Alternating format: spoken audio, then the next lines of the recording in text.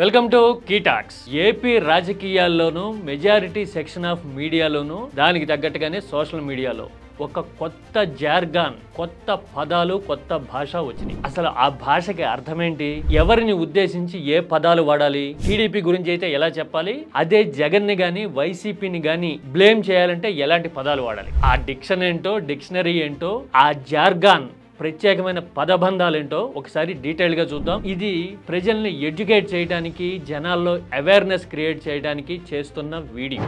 This is KTalks for you.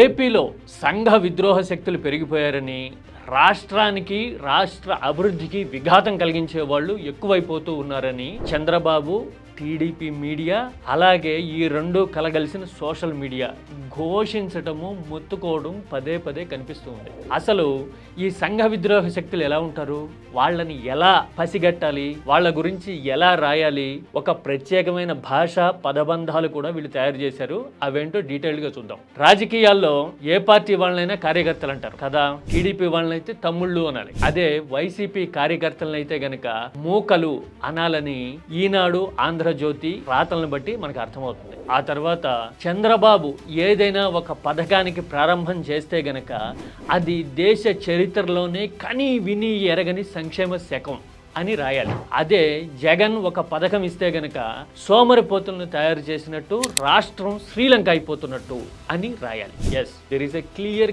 Cut difference in between these two lines. ఆ తర్వాత రాష్ట్రాన్ని ఆర్థికంగా గాడిన పెట్టడానికి, అభివృద్ధి చేయడానికి చంద్రబాబు అయితే అహర్నిశలు కష్టపడతారు అని రాయాలి. ఆ విషయాన్ని ఆయన కూడా చెప్తారు. అదే జగన్ ఉండగా అయితే గనక ఏ పథకాలు, ఏ విధానాలు అనే దాంతో సంబంధం లేకుండా జగన్ ప్యాలెస్ లో ఓన్లీ వీడియో గేమ్లు మాత్రమే ఆడతారు అని రాయాలి అనేది ఈనాడు, ఆంధ్రజ్యోతి పాలసీ. ఇక రాష్ట్రానికి సంబంధించి, ప్రభుత్వానికి సంబంధించి విధానాల్ని క్వశ్చన్ చేస్తే గనక, ఎప్పుడు జగన్ అధికారంలో ఉన్నప్పుడు టీడీపీ, చంద్రబాబు నాయుడు రాష్ట్రం కోసం పోరాడుతున్నారు కాబట్టి జగన్ని తప్పుబట్టారు, విమర్శించారు, క్వశ్చన్ చేశారు అనుకోవాలి. అదే చంద్రబాబు అధికారంలో ఉండగా వైసీపీ గాని, జగన్ గాని క్వశ్చన్ చేస్తే గనక సంఘ విద్రోహులు అయిపోయినట్టు, రాష్ట్రానికి అభివృద్ధికి విఘాతం కలిగిస్తున్నట్టు, అసలు తాట వల్చేస్తా అని వార్నింగ్ ఇవ్వాలి. చంద్రబాబు అయినా ఇవ్వచ్చు, లేదంటే కనుక చంద్రబాబుకి అనుకూలంగా ఉన్న మీడియా అయినా ఇవ్వచ్చు. ఇది ఎవరైనా ఇవ్వచ్చు అనమాట. ఇది లేటెస్ట్ నిబంధన. ఆ తర్వాత శాంతి భద్రతల విషయంలో కూడా కొన్ని పాలసీలు క్లియర్ గా ఉన్నాయి. ఎన్ని ఎక్కువ కేసులు ఉంటే అంత ప్రయారిటీ ఇస్తాము మేము అధికారంలోకి వచ్చిన తర్వాత అని ఒక నాయకుడు హోదాతో, స్థాయితో సంబంధం లేకుండా ప్రకటించాడు అనుకోండి, అది హీరోయిజంగా ఎలివేట్ చేయాలి. ఎప్పుడు టీడీపీ విపక్షంలో ఉన్నప్పుడు. అదే ఎవరినైనా పరామర్శించినా, రైతుల దగ్గరికి వెళ్ళినా వాళ్ళందరూ గీత దాటినట్టు, లా అండ్ ఆర్డర్ క్రియేట్ చేసినట్టు అని పిక్చరైజ్ చేయాలి. ఇది ఎప్పుడు టీడీపీ అధికారంలో ఉన్నప్పుడు. అంటే జరిగే ఘటనలు, పరిణామాలు సిమిలర్ గా ఉండొచ్చు, కానీ రెస్పాన్సెస్ మాత్రం ఎంత డిఫరెంట్ గా ఉంటాయి అనేది చెప్పడానికి ఇప్పుడు నేను చెప్పిన 5-6 ఇష్యూస్ ఒక ఉదాహరణ. ఇక మహిళల గౌరవానికి సంబంధించి కూడా కొన్ని ప్రత్యేకమైన పరిస్థితులు, లైన్స్ ఉన్నాయా అనే డౌట్ నాలాంటి న్యూట్రల్ గా ఆలోచించే వాళ్ళకి ఖచ్చితంగా వస్తుంది. ఒక ఎగ్జాంపుల్ చూద్దాం. రోజా మాజీ మంత్రి ఉన్నారు. ఆమె టీడీపీలో ఉంటే గనక తెలుగు మహిళ అధ్యక్షురాలు, పోరాట యోధురాలు, ఆధిపత్యానికి వ్యతిరేకంగా కొట్లాడే ధీర వనిత.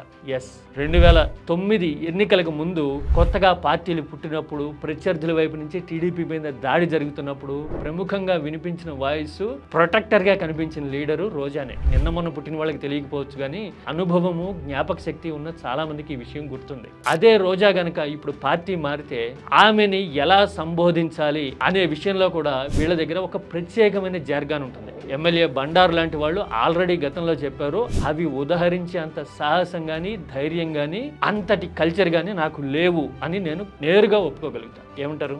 పార్టీని బట్టి, పరిస్థితులను బట్టి, సిచ్యువేషన్ బట్టి, అంటే పొజిషన్ లో ఉన్నామా, అపోజిషన్ లో ఉన్నామా అనే దాన్ని బట్టి రూల్స్, నైతికత అన్నీ మారిపోతాయా? నా డౌట్ ఇది. మీకు సమాధానం తెలిస్తే కనుక మీ అభిప్రాయాన్ని నాతో పంచుకోండి. This is కీటాక్స్.